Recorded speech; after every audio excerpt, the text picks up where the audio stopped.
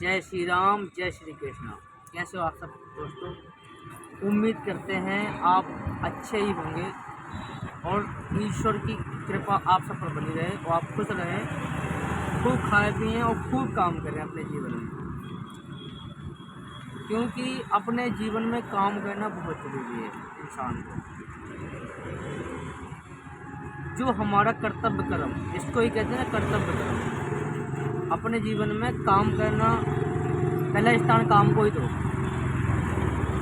काम के साथ साथ ईश्वर का ध्यान, भजन, सिमरन, नाम जप, ये भी बहुत ज़रूरी है।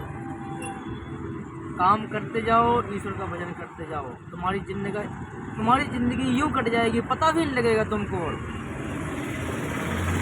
क्योंकि ये जीवन कहते हैं ना, बड़ी मुश्किल से मिलता है, अमोल है।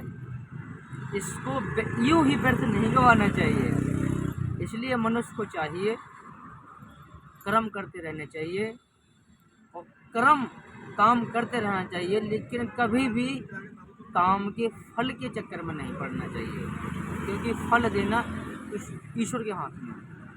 हमारा काम सिर्फ कर्म करना है। इसलिए मैं सबको यही समझाता हूँ कि जितना से जितना हो सके कर्म करो और ईश्वर का ध्यान करो, भजन करो। भाई बात ऐसी है, भगवान श्री कृष्ण कहते हैं, जो मनुष्य कर्म करता है और करते हुए भी सारे कर्म मुझको अर्पण करता है, वो कर्म बंधों से मुक्त होता है। मतलब वो जो कर्म करता है उसका उसे पाप या पुण्य नहीं मिलता है, क्योंकि वो कहता ही बंदा है कि हे भगवान, जो हम कर रहे हैं सब तेरे लिए ही कर रहे हैं, हमारा तो कुछ है नहीं यहाँ पे। बस हमारी तो 2 दिन की ज़िंदगी है, कहते हैं ना 4 दिन की जिंदगानी होती है, बाकी तो सब ईश्वर का ही है। उससे पहले भी ईश्वर का है, आज भी ईश्वर का, आगे भी ईश्वर का ही है। सब कुछ भगवान का ही है, हमारा कुछ नहीं है। हमारा तो एक तन भी नहीं है, बताओ आप खुद। अगर हमको कुछ भी होना है हो जाता है, हम उसे नहीं रोक सकते। अगर हमारे तन में से बाल उखड़ना है ना, तो वो उखड़ जाएगा। हम इतने सामर्थ्य नहीं है कि उसको रोक लें। इसलिए अगर हमें मरना हो तो हम मर ही जाएंगे, हमें कोई रोक नहीं सकता मरने से, क्योंकि यही जीवन का नियम है, यही प्रकृति का नियम है। जो यहाँ पे आया है उसे मरना ही है, आज नहीं तो कल। इसलिए सारे कर्म करते जाओ और ईश्वर को समर्पण करते जाओ। हे प्रभु, हम तेरे ही हैं और जो हम कर रहे हैं, हम नहीं कर रहे हैं, तू हमसे करवा रहा है। बस मतलब ये समझना चाहिए कि हम उसकी नौकरी कर रहे हैं। तो ये सच बात है। हर जो भी बंदा यहाँ पे आया है इस दुनिया में, इस प्रकृति में, वो सिर्फ और सिर्फ उसकी ही नौकरी करता है। देखो, हमें ईश्वर ने भेजा है यहाँ पे, तो अपना अपना हमारे कर्मों के हिसाब से हमें यहाँ पे उत्पन्न किया है और हमें वो करना ही पड़ेगा, और जो हम करेंगे उसको हमें भोगना ही पड़ेगा। ये सत्य है, क्योंकि भगवान ने तो कहा है कि मनुष्य जैसा कर्म करेगा मैं उसे वैसा ही फल दूंगा, और ये मेरा अटल नियम है।